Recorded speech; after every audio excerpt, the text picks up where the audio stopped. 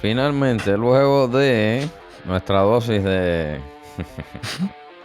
micrófonos para allá para acá, micrófonos pentecostales, micrófonos descocotados, a la que le da la unción, ese micrófono se cae.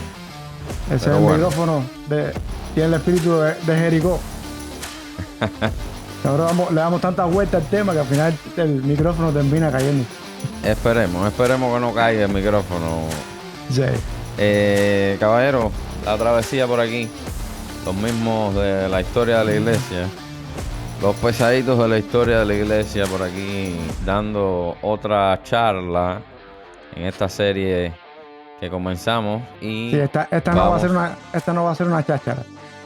No. Aquí hay una pauta. Entonces, la cháchara es otra cosa, otra onda. Pero ya que tenemos la pausa, vamos a seguirla. Entonces, voy a hacer todo lo posible por resumir, después que cambie esta música tan hyper. Voy a tratar de resumir el episodio anterior a 100 millas por hora. Estamos hablando de historia del cristianismo. Mi colaborador y estamos estudiando ambos el mismo contenido y ahí vamos sacando, vamos diseccionándolo un poquito y exponiéndoselo. Yo lo estoy disfrutando bastante. Igualmente, yo estoy aprendiendo, por supuesto, porque a veces uno sabe las cosas, pero cuando las tiene que estudiar para exponerlas es doble lo que tiene Sí. que exponerse al contenido y se queda muchísimo más. Es que es muy curioso porque uno se convierte, uno pertenece a una iglesia y la historia que conoce es desde que te convertiste hasta el día de hoy, y la noción que tienes de lo que es la iglesia donde tú te congregas, y meterse en las entrañas de la historia de lo que es el movimiento cristiano siempre es revitalizante, es volver a la esencia y se disfruta. Y yo espero que como yo estoy disfrutando el libro también, la gente que nos escucha, que nos ven, aprendan, aprovechen este contenido. No podemos dar todo lo que está en el material de estudio porque sería muy denso. Solamente hacemos estas pinceladas, pero es muy importante conocer de dónde venimos, qué somos como movimiento, cuál es nuestro origen. Y de ahí entendemos muchos de los problemas que tenemos hoy en día como movimiento cristiano. No solamente la historia cronológica, sino también la historia del contenido de todas las diversas vertientes de pensamiento. Estamos comenzando por la parte donde no había ninguna denominación. Nada. Estamos en la parte donde había una sola denominación, una sola iglesia, antes de que empezara a bifurcarse el camino por tantos lugares. Y es bonito ir a ese primer camino. Exactamente. Entonces, viendo el contexto donde nació el cristianismo y no hay cristianismo sin Cristo, entonces ese contexto que tú explicaste el episodio pasado estaba marcado por tres influencias fundamentales. La griega, que propuso, es decir, puso las bases de un lenguaje común en toda aquella región. La romana, la griega, la cultural, la romana, la política.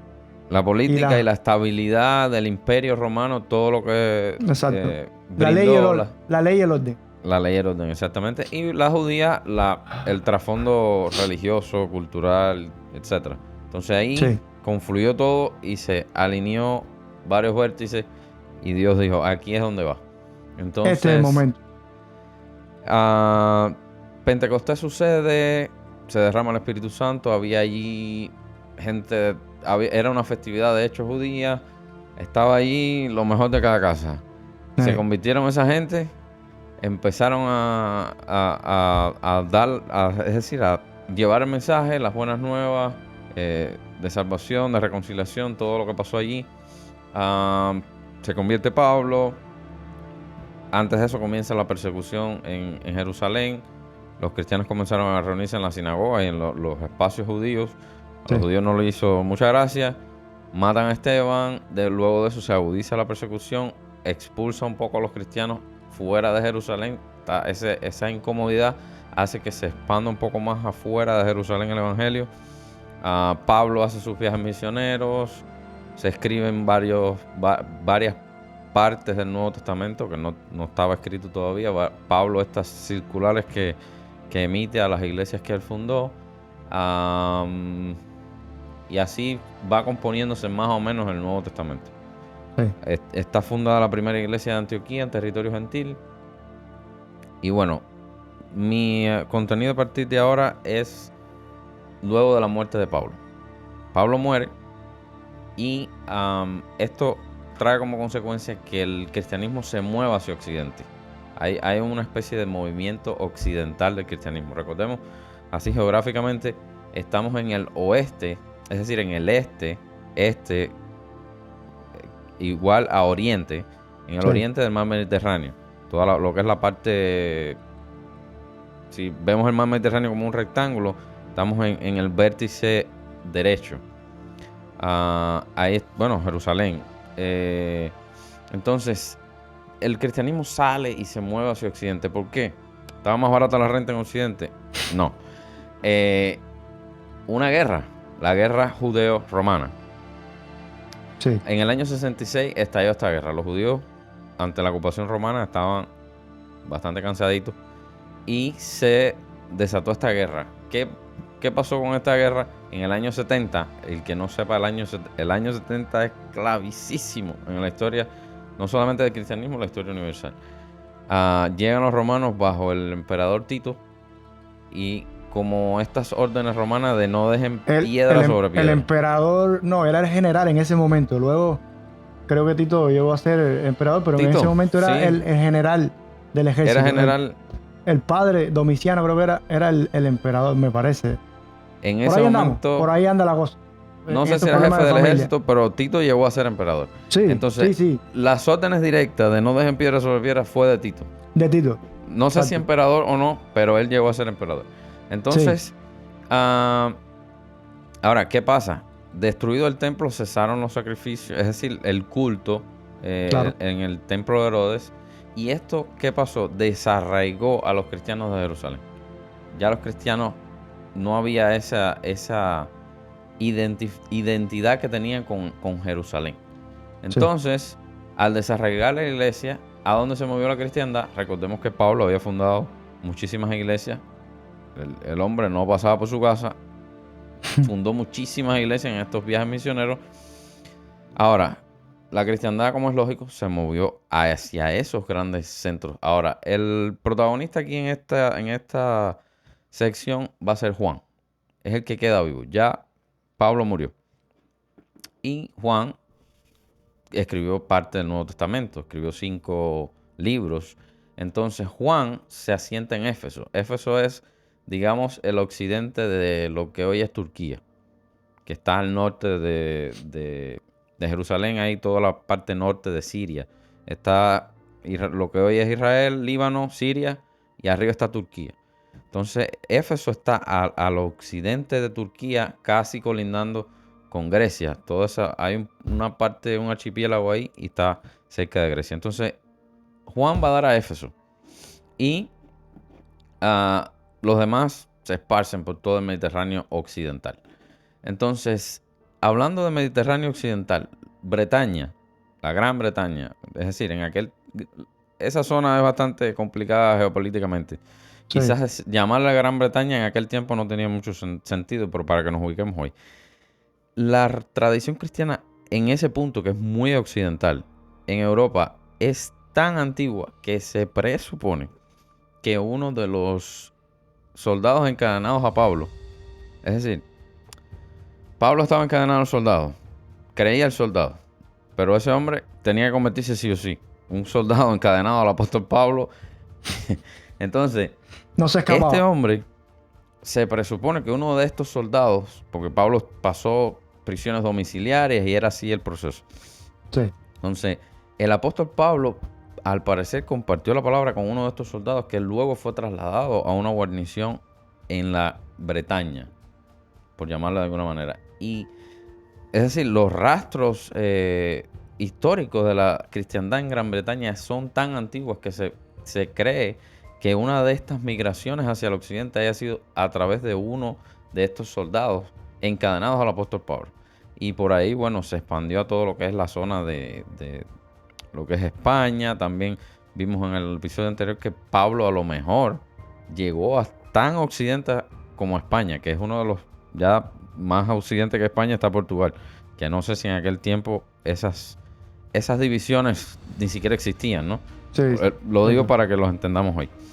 Entonces, el Nuevo Testamento se estaba escribiendo. Está la historia de la iglesia paralela a la historia del canon bíblico.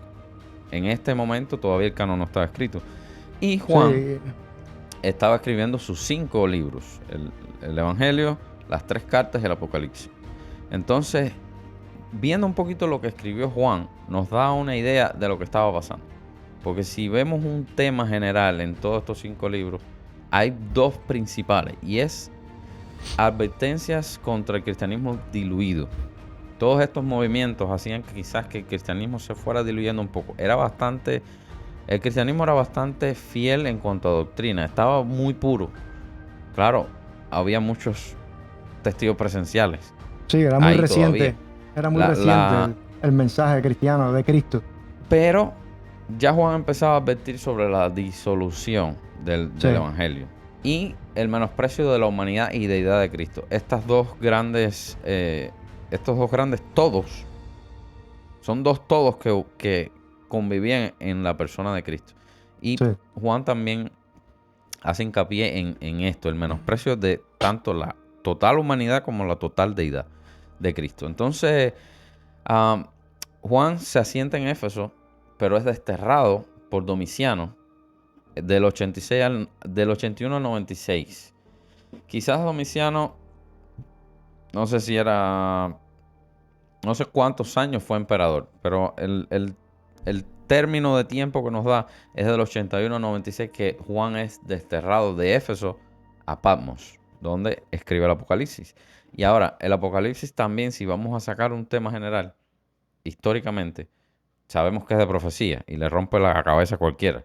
Pero hay un tema que si lo vemos en términos históricos, hace mucho hincapié en esta obligación que tenían los emperadores romanos en que el pueblo obligara al pueblo a adorarlos como si fuera Dios. Y esto sí, chocaba mucho. Entonces, sí. uno de los temas fundamentales del Apocalipsis es esta. Juan hace hincapié en esta adoración que exigen los emperadores romanos. Ahora, si hacemos un zoom out, un poco viendo lo que ya vimos en el episodio anterior y lo que yo he dicho ahora, que voy bastante rápido, haciendo una panorama, zoom out, un panorama general de cómo era la iglesia, cómo era ir a una iglesia en aquellos momentos, teniendo en cuenta que el canon del Nuevo Testamento no estaba ni siquiera escrito, no digas tú escrito, sino compilado. Una cosa es escribirlo, que sean cartas sueltas, porque ellos no sabían, estoy escribiendo la Biblia, Sí. déjame acomodar esto.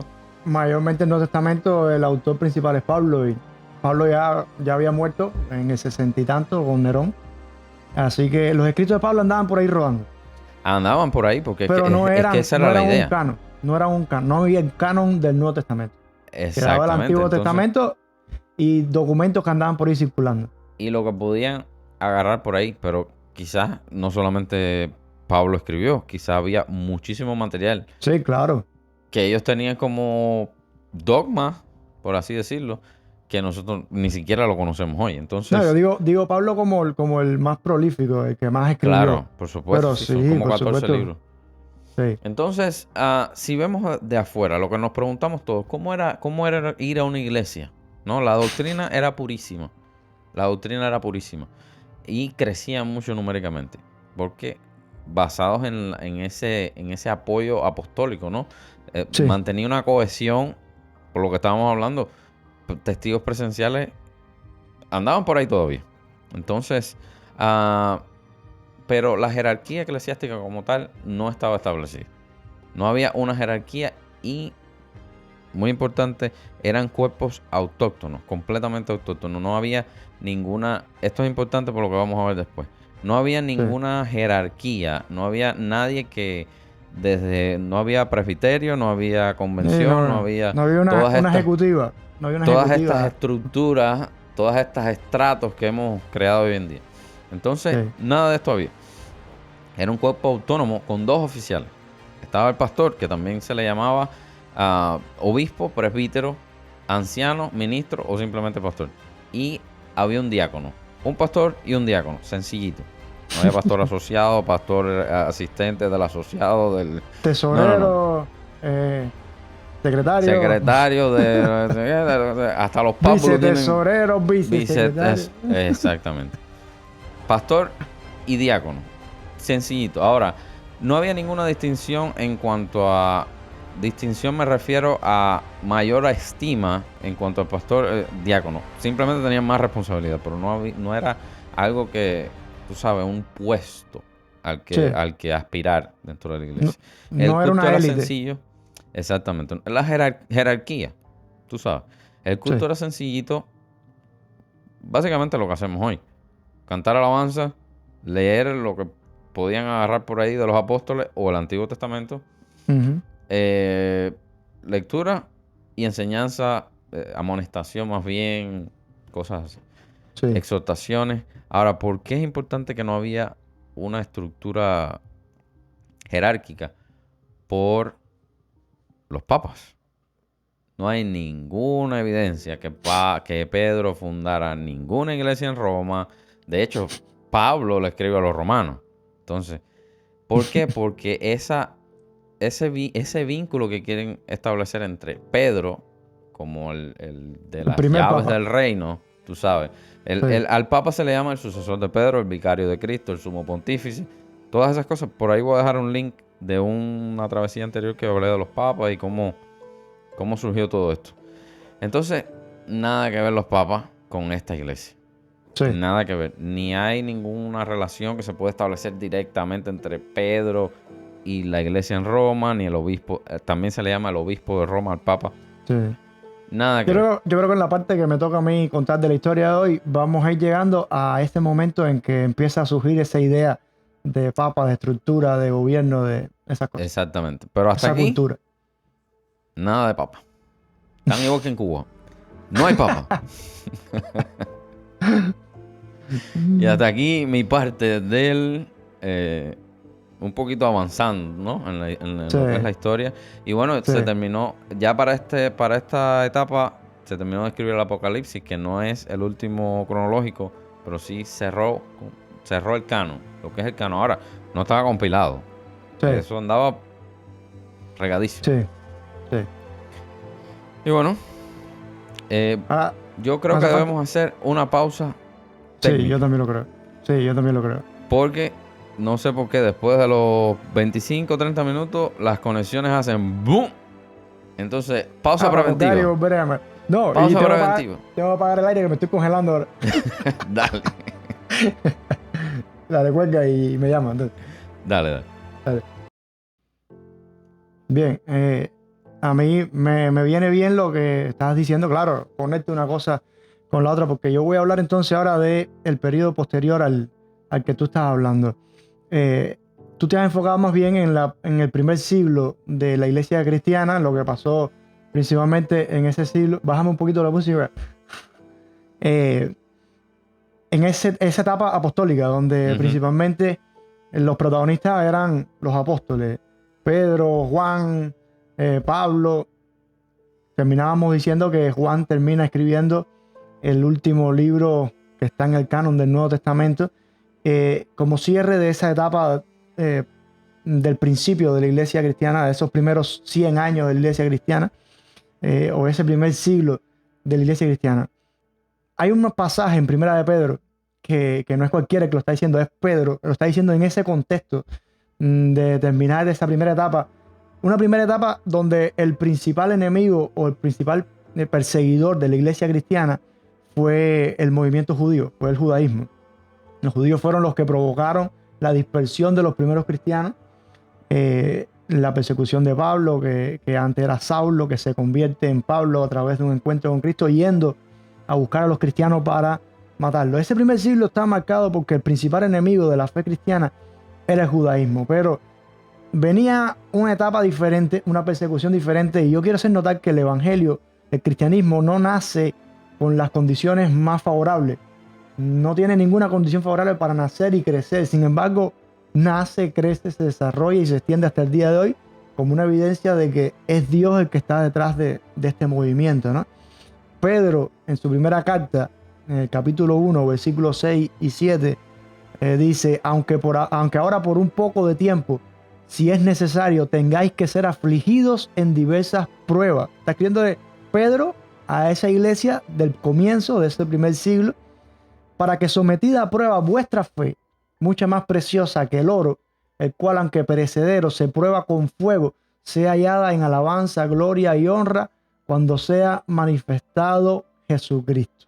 Hay una advertencia de Pedro a esos nuevos feligreses, a esos nuevos miembros que se van sumando al cristianismo, a esta nueva fe. Y era una advertencia que venía desde Jesús. Jesús en Lucas capítulo 23, versículo 31 decía, porque si con el árbol verde, refiriéndose a él mismo, si con el árbol verde hacen estas cosas, en el seco, ¿qué no harán? Había una advertencia. El que quiera permanecer tiene que saber que no va a ser fácil y solamente el que permanece hasta el fin será salvo. Después del primer siglo, la oposición cristiana tomó tres formas, porque ya no era ahora la oposición judía, sino que comienza una etapa de oposición pagana. Ya los enemigos del cristianismo no eran los judíos, sino empieza a convertirse los principales enemigos del cristianismo, las diferentes culturas paganas fuera del judaísmo, fuera de Israel. Había tres maneras en las que se manifestaba principalmente esta oposición: antagonismo popular, asaltos intelectuales y persecución física. Si hablamos del antagonismo popular, tenemos que decir que la fe cristiana era un movimiento que estaba creciendo. Mucha gente estaban entendiendo el mensaje, estaban creyendo al evangelio. Cada día dice la Biblia que iban siendo añadidos los que iban a ser salvos. Pero todavía había un antagonismo muy grande entre lo que la gente, los gentiles de ese tiempo, creían, la fe que tenían, los conceptos que tenían de lo que era la fe, la religión, los dioses, y lo que venía a plantear el cristianismo. Era demasiado diferente a cómo se vivía la espiritualidad en ese tiempo. En primer lugar, el cristianismo empezó a ser señalado por todos los movimientos de supersticiones.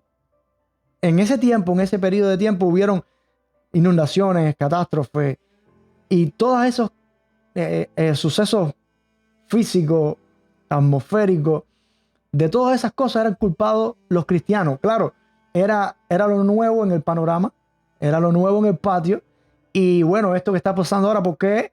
Aquí tenemos un culpable. No lo pueden explicar. ¿Qué cambió? ¿Qué hay nuevo? Esta gente. Uh-huh. Esta gente son los culpables. Entonces, empezaron a ser señalados por las supersticiones. Y empezó a ser perseguido el cristianismo, empezó a ser visto con malos ojos por el mundo gentil a través de la superstición. También se empezó a ver mal y era un poco impopular el cristianismo en aquel tiempo por las malas interpretaciones de los vocablos que usaba el cristianismo. Por ejemplo, al cristianismo se le acusaba de ser ateísta. ¿Por qué? Porque la cultura de su momento, un Dios tenía que tener una imagen, tenía que tener una forma, tenía que tener un templo, y en ese templo una estatua. Ese era un Dios. Sin embargo, los cristianos, la gente decían, bueno, ¿y dónde está la estatua de su Dios? No tenemos estatuas, no hay imágenes. Ustedes no tienen dioses. Ustedes no tienen un Dios. Y eran acusados de ateos, de no tener un Dios, porque no tenían una estatua. Eran acusados de canibalismo, porque se malinterpretaba el vocablo de la Santa Cena. Jesús decía, este es mi cuerpo, este es mi sangre, hacer esto en memoria de mí. Y se interpretaba como después la Iglesia Católica asumió también que era literalmente la transustanciación, era literalmente la sangre y el cuerpo, la carne de Cristo. Y por esto empezó a ser visto con malos ojos. Era acusado también porque denunciaba la inmoralidad. En un contexto donde cada dios pagano, si algo era inmoral. En una cultura romana, que si algo era inmoral, y que fue algo de lo que contribuyó a su declive, a su destrucción, la inmoralidad. En este mundo tan inmoral, de este auge de la inmoralidad, este movimiento viene a hablar de fidelidad, de moralidad. Y aunque los griegos ya habían preparado, como hablamos la vez anterior, el escenario moral, el contexto pagano era un contexto muy inmoral. Y contrastaba mucho con lo que venía a predicar el cristianismo. Se malinterpretó también el concepto de la palabra amor y empezó a verse como sensualidad. Pablo decía, salúdense uno a otro con ósculo santo, con amor, el amor sea entrañable entre cada uno de nosotros. Y se asumía amor como el amor eros. Se malinterpretaba y se acusaba incluso de inmoralidad a los mismos cristianos. Se le acusaba incluso, exacto, amados los unos a los otros con amor entrañable. Y eso que no habían leído a David y Jonatán diciendo David que mejor me fue el amor tuyo que el de las mujeres. Se le acusaba al cristianismo de magia y de brujería a causa de la Santa Cena y del bautismo, lo que simbolizaba para los cristianos el bautismo, entrar en el agua, morir, volver a nacer. El mundo lo veía como brujería. No entendía ninguno de estos conceptos. Entonces, todas estas cosas iban trayendo oposición al cristianismo, incluso oposición porque confrontaba muchos negocios materiales. Al cristianismo, al no tener ídolos, no compraban ídolos, no compraban ofrendas para los ídolos. Por eso vemos historias en la Biblia donde Pablo llegaba a predicar y los comerciantes decían, esto es un problema para nuestro negocio, porque si la gente que nos compra, si los paganos que nos compran se convierten a la nueva fe, se convierten al cristianismo, nuestro negocio va a decaer. Y también eso produjo oposición al cristianismo. En la otra manera en la que se ve esta oposición al cristianismo es a través de los asaltos intelectuales. Estábamos en una época donde había un auge de la filosofía griega y estos pensadores atacaron las creencias cristianas de la persona de Cristo, de los milagros de Jesucristo. Se atacaba intelectualmente la evidencia de la resurrección de Jesús, aunque todavía era un hecho bastante reciente, pero se atacaba. Se atacaba las verdades y la autoridad de las escrituras cristianas. Se atacaba el concepto de la gracia, de la regeneración, el concepto del cielo, el concepto del infierno, el concepto de la inmoralidad. Hubo un ataque intelectual muy fuerte sobre el movimiento cristiano. Y los nombres de los principales atacantes fueron Celso y Porfirio. No sé si Porfirio era muy porfiado, pero estaban bien empecinados en hacer oposición a la fe cristiana. Eran filósofos griegos del segundo y tercer siglo, respectivamente. Esta gente se levantaron como paradigmas de oposición intelectual a la fe cristiana y contribuyeron a crear la exposición sistemática de las creencias cristianas. Esta oposición intelectual terminó de alguna manera beneficiando y siendo para bien del movimiento cristiano. ¿Por qué? Porque se desarrolló lo que se le llamó en ese tiempo la apologética. Surgieron los apologistas. ¿Qué eran los apologistas? Los defensores de la fe. Cuando se levanta la oposición intelectual, hay una demanda entonces de que haya una respuesta intelectual ante cada una de estas acusaciones, ante cada una de estas temáticas de las cuales se demanda respuesta. Se dice que el principal apologista del segundo siglo fue un hombre llamado Justino. Este Justino fue asesinado como un mártir en el año 166. Justino era un filósofo samaritano que se convirtió al cristianismo ya cuando era un hombre maduro y retuvo ese estilo filosófico y viajaba como misionero, como evangelista a las clases educadas de su tiempo. Dios usó a este hombre capacitado en el arte de la filosofía, del pensamiento, de las palabras, de la explicación, como una herramienta para contrarrestar todas estas inconvenientes intelectuales que se habían levantado para la iglesia. Otros preeminentes apologistas del segundo siglo también fueron Cuadrato de Atenas, que se dirigió al emperador Adriano, Arístides, que se dirigió al mismo emperador Adriano, Atenágoras de Atenas también, que se dirigió al emperador Marco Aurelio y a su hijo Cómodo. Ahí nada más faltaba el gladiador. Estaba Marco Aurelio, Cómodo y Máximo el gladiador. Este hombre se dirigió y así hubieron varios hombres de Dios que fueron levantados en este tiempo de oposición intelectual para ofrecer también una respuesta intelectual al movimiento cristiano. Así que lo que parecía que iba a ser difícil o que iba a ser malo, se convirtió en una herramienta para que el cristianismo se convirtiera intelectualmente respetable intelectualmente en un mundo donde eso era importante. Ser respetado intelectualmente era importante. Además, se escribió mucho en esa época. Obligó a escribir, a dejar escritos. Sí, y a pensar y a proponer dialécticamente respuestas bien diseñadas. Estos asaltos intelectuales, junto con las controversias internas que se van a describir después en el capítulo que viene, ayudaron a demostrar la necesidad que había de establecer un canon, la colección de los escritos inspirados del Nuevo Testamento, porque no se estaba juzgando o poniendo en juicio las creencias de los judíos, se estaban poniendo en juicio las creencias de la nueva fe. ¿Quién era Cristo? ¿Por qué Cristo era Dios? La resurrección de Cristo, el cielo, el infierno, la doctrina cristiana. Y esto demostró que era necesario que se estableciera un canon de lo que era doctrinalmente firme, fiel del nuevo movimiento o del movimiento cristiano. Vino a demostrar que era necesario un canon del Nuevo Testamento. Ahora, después de esto, también tenemos que ver que en este contexto, en este tiempo, en este periodo de oposición pagana, donde había sufrido la oposición de las malas interpretaciones, del antagonismo que había entre los cristianos y los paganos, había sufrido los ataques intelectuales. También fue un periodo que la iglesia cristiana, el movimiento cristiano, sufrió mucha persecución física. Las naciones conquistadas por el imperio romano se les demandaba que tenían que adorar a los dioses romanos. Y tenemos que entender cómo los romanos veían la religión. Los romanos veían la religión como un problema de Estado. Era un imperio centralizado en el poder político y la religión también tenía que ser filtrada a través del poder político. Así que donde quiera que el imperio romano se establecía, había una demanda. Esa gente que había sido conquistada tenían que adorar y ser fieles a los dioses romanos, incluyendo al emperador, que era respetado, era señalado y adorado como un dios romano. Al mismo tiempo, Roma legalizaba también a todos los otros dioses de todas las regiones que ellos iban conquistando. Era algo de, ustedes aceptan a nuestros dioses romanos y entonces nosotros aceptamos también a sus dioses, y era incorporado dentro de la cultura del nuevo imperio.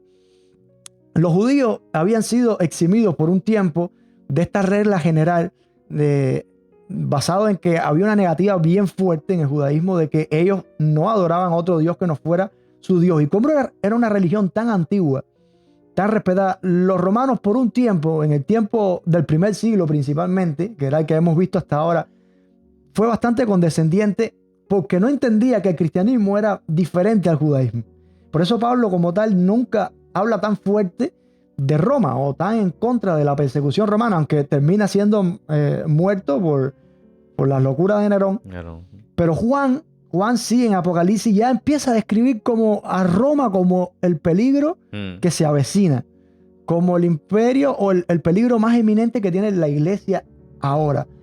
¿Por qué? Porque cuando los romanos se dan cuenta que el cristianismo es diferente al judaísmo, entonces declaran al cristianismo como una religión ilegal. ¿Por qué? Porque el cristianismo empieza también a resistirse, a negarse, a adorar a los dioses romanos y al emperador romano. Entonces es declarado por el imperio el enemigo. Proscrito. Proscrito. Lo declaran como una religión ilegal. Nerón trajo una persecución entre los años 67 y 68. En esa persecución cae Pablo.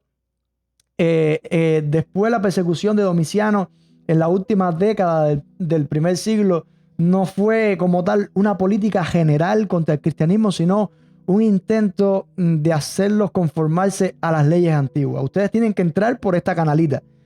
Entonces fue un esfuerzo de llevarlos a su manera de pensar.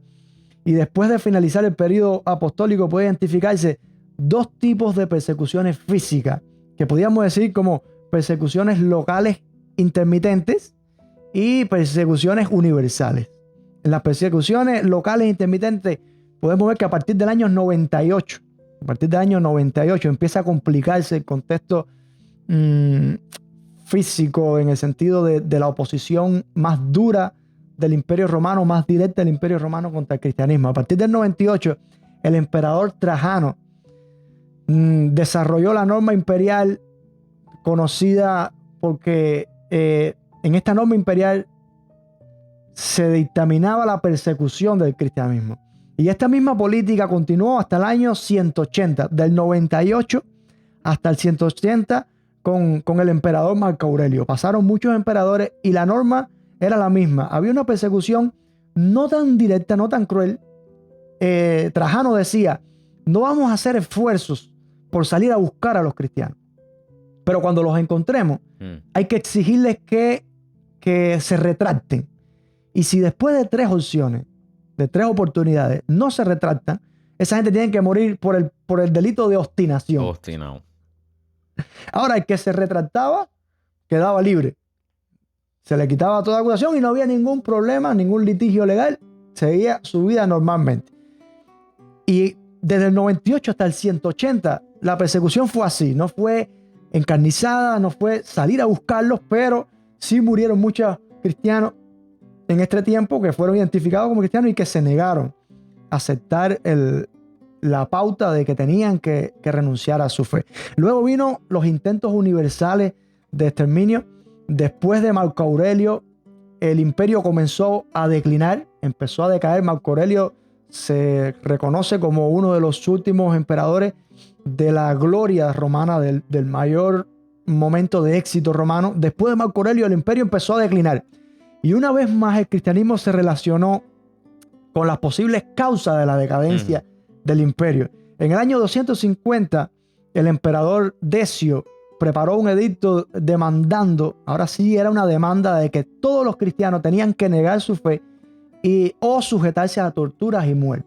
Había un impulso del imperio, tenemos que rescatar la gloria de Roma, y si esta gente son el motivo del retroceso de la gloria de Roma, hay que atacarlos con todo. Este fue un periodo más cruel donde sí se salió a buscar a los cristianos, donde sí se derramó mucha sangre, principalmente de los obispos, que eran los pastores.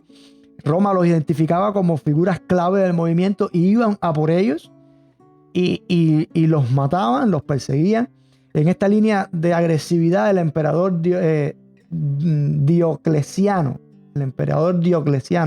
que gobernó hasta el año 305, fue uno de los más duros, de los más crueles, de los que más énfasis hizo en que había que acabar con el cristianismo. ¿Cuáles fueron las consecuencias de esta persecución física? No siempre las consecuencias de las persecuciones son buenas. Al principio, la persecución romana produjo que el cristianismo se expandiera. Judía. Esta persecución romana, sí, exactamente, gracias. La primera persecución judía del primer siglo fue positiva en el sentido de que el cristianismo salió a llevar el mensaje al mundo. Pero esta persecución romana empezó a marcar culturalmente al movimiento cristiano en distintos aspectos, en distintas áreas. ¿Por qué? Porque empezó a verse la figura de los obispos como alguien digno de venerar. Tú habías dicho que hasta este momento no había una estructura, pero se estaba preparando el escenario cultural para el nacimiento de la Iglesia Católica, donde el obispo tenía una preponderancia, era alguien importante, y todo este movimiento de persecución que produjo tantos mártires, principalmente de obispos, empezó a reforzar la figura del obispo como alguien admirable, como alguien digno de imitar, de respeto, de admiración, y a poner fuerza en la persona y en el cargo del obispo. Hubo también un movimiento de la cultura ascética, o sea, de amar el sufrimiento, que es algo que sucede en grupos oprimidos, en grupos pequeños, oprimidos, perseguidos. Crece este sentimiento ascético de empezar a amar el martirio. La pobreza. De hecho, hubieron la pobreza, el hambre, la necesidad. De hecho, muchos de estos cristianos de este tiempo se convirtieron en fanáticos del martirio. Era gente que querían morir, que querían ser martirizados, empezaron a amar el martirio. Después, cuando veamos la Reforma, vemos en Lutero ya esa cultura más afianzada de golpearse el cuerpo, de pasar hambre, de pasar frío. Pero esa cultura comienza a nacer en este tiempo. Y es lo bonito de la historia, que empezamos a entender por qué la iglesia va cambiando, va modificándose. Y este periodo de persecución pagana y de persecución física y de muerte produjo las raíces de ese cambio cultural hacia ese movimiento donde el obispo es importante, más importante que nadie. Empezaron a venerarse las reliquias de los mártires y empezó este movimiento de miseria, de pobreza, de ascetismo, de amar el martirio. Entre el año 305 y el año 323 el imperio entra en una crisis interna por el poder. Entre el 305 y el 323 hay una pugna entre el gobernante de la parte occidental del imperio, que era Constantino por ese momento, y el gobernante de la parte oriental del imperio. Los dos ejércitos peleaban para que su líder fuera el nuevo emperador.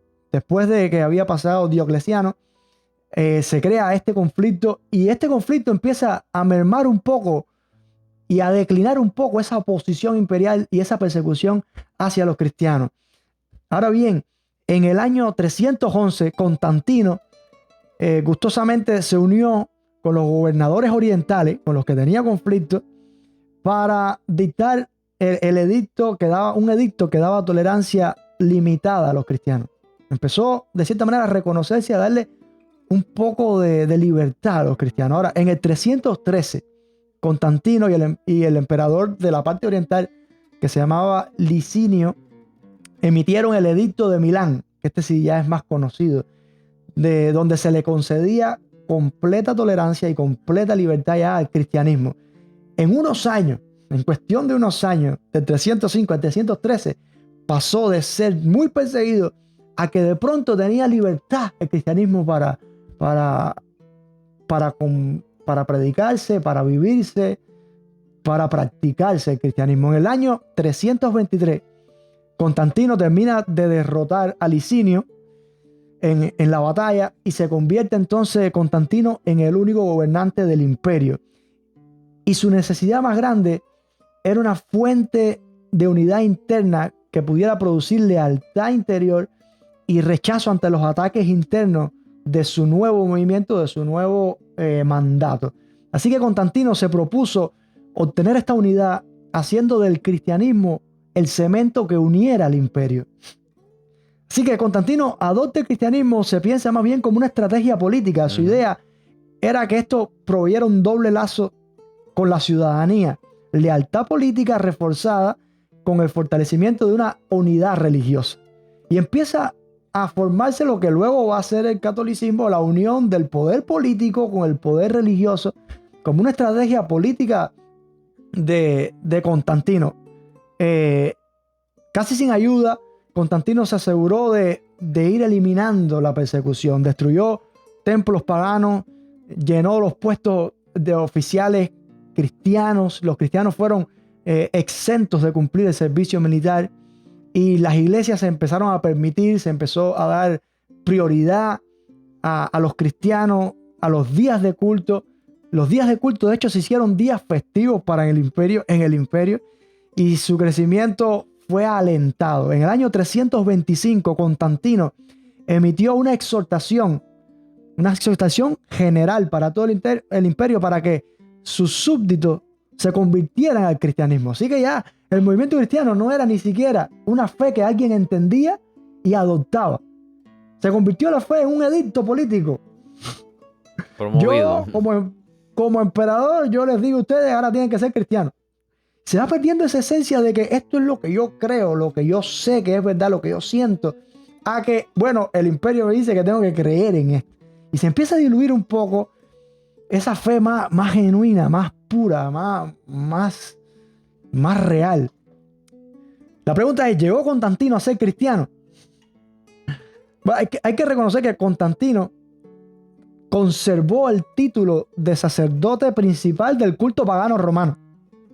Aún después de haber dicho que había tenido una visión y se había convertido al cristianismo, la madre de Constantino era cristiana. Y el padre, aunque no era cristiano, fue bastante tolerante en estos años de persecución contra el cristianismo. Pero Constantino como tal no se considera, o hay mucha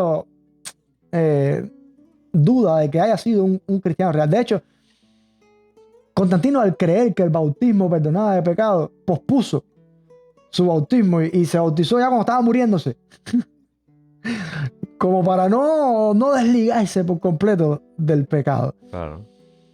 ¿Cuál sería la conclusión a la que yo llegaría después de este panorama de la persecución, de la oposición pagana a la iglesia, este periodo difícil de oposición pagana hasta los años 320 y tanto? Mi conclusión es que nosotros, el tiempo en que estamos viviendo hoy es bastante diferente a ese tiempo de persecución. La iglesia de hoy no ha tenido que confrontar o afrontar en el tiempo de hoy una oposición tan dura como aquella. Pero sí tenemos que reconocer que poco a poco se está levantando una oposición contra el cristianismo. Antes, generaciones más atrás, el cristianismo fue más respetado, fue más estimulado, incluso acá en los Estados Unidos. Y ahora como que culturalmente hay un cambio y es profético. Va a haber una persecución una vez más contra el cristianismo. Estamos viviendo en ese tiempo donde está cambiando el concepto general de la sociedad para ver una vez más al cristianismo con malos ojos, como los intolerantes, como los anacrónicos al concepto que el mundo tiene de cómo se debe vivir. Y yo creo que es bueno terminar con lo mismo o el mismo consejo que leíamos de Pedro a los primeros cristianos, los cristianos perseguidos del primer siglo, para que Pedro nos transmita a nosotros también en este tiempo de persecución el mismo consejo, para que sometida a prueba vuestra fe, mucha más preciosa que el oro, el cual aunque perecedero se prueba con fuego, sea hallada en alabanza, gloria y honra cuando sea manifestado Jesús. La exhortación es tiempo de fortalecernos en lo que somos, en nuestra fe. Es tiempo de fortalecernos en Dios y de vivir por Dios más allá de cualquier oposición. Ejemplo tenemos en toda esta gente que a pesar de todo se mantuvieron fieles. Y entender que como tú decías, en apenas que 3, 4 años se viró completamente la tortilla y de perseguidos y muertos y asesinados, ahora no solamente ha permitido, sino inculcado ya, casi Promovido. mandatorio, hay que hacerse cristiano. Esa tortilla puede virarse de nuevo. Y Sí, al otro lado. sí. Entonces eso es lo que estamos viendo, un lento pero bastante acelerado últimamente Movimiento de cambio. la tortilla. Sí, Sí. pongámoslo No, y así. es bíblico, es Sí, profético. por supuesto. Juan en Apocalipsis y bueno, la Biblia lo dice, Daniel, viene un tiempo de oposición a la fe. Exactamente. Lo que pasa es que estamos en un país donde cuando pase Exacto. aquí ya el resto del mundo yo creo que va a estar bastante quemadito ya. Sí, sí, eso es lo otro, que no somos muchas veces conscientes de que hay mucha gente muriendo hoy Ya por lo Cristo. están, sí. Sí, hay muchos países donde la fe es impenetrable. Se me fue la luz aquí. Se fue la luz, caballero. Eso es seña que hay que cortar. Los apagones llegaron a Estados Unidos, ¿no? No es fácil. ¿Viste? Hablando del tema. Dios santo. Llegaron los apagones, así que si llegaron los apagones, la persecución viene. De que viene. Ay, Dios mío. Nos halle dando fruto y con aceite en nuestras lámparas. Listo. Ese sería un buen mensaje final. Buen mensaje. Tenemos que estar ahí. listos. Estás oscuro, pero listo. Entonces, familia, espero que haya sido de bendición. Nos vemos para la próxima. Seguimos moliendo historia. Sí. Entonces, nada, sin más. A mí se me fue la música también. No sé qué pasó. Bueno, esto Vino es la luz. seña de... Oh, el vino que más nos gustaba en Cuba. El único que El vino. consumíamos.